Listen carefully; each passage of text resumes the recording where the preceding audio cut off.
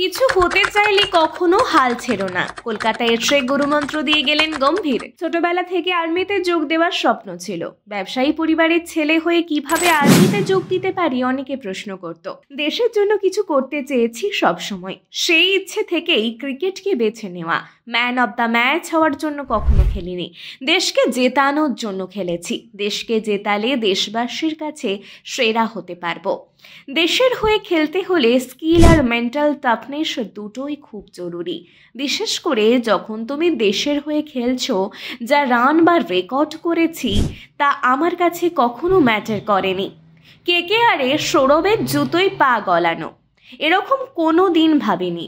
আমি কারোর জুতোয় পা গলাতে আসিনি। প্রথম দিন থেকে কলকাতার মানুষ আমাকে আপন করে নিয়েছিলেন। 2011 সাল থেকে আজ পর্যন্ত কখনো মনে হয়নি এটা আলাদা শহর, আমার নয়। বরং বলবো আমার প্রিয় শহর কলকাতা। এই শহর আমাকে নিজের হতে সাহায্য করেছে, নিজের গুরু। আমি জীবনে একজনকেই গুরু মানি, তাকেই পুজো করি, তিনি ভগৎ সিং। গুরু মন্ত্র, মেন্টর কিংবা লিডার হিসেবে কখনো কখনো কঠিন সিদ্ধান্ত নিতে হয়। গুরুমন্ত্র একটাই, টিম সব কিছুর আগে, ব্যক্তির চেয়ে দল বড়। একজন বা দুজনের জন্য টিম নয়। প্রথম দিন থেকেই আমার লক্ষ্য ছিল কলকাতাকে চ্যাম্পিয়ন করা, যে কারণে দলকে প্রাধান্য দিয়েছি সমস্ত কিছুর আগে। দেশের নেতৃত্ব, আমার কাজ ছিল বল হিট করা।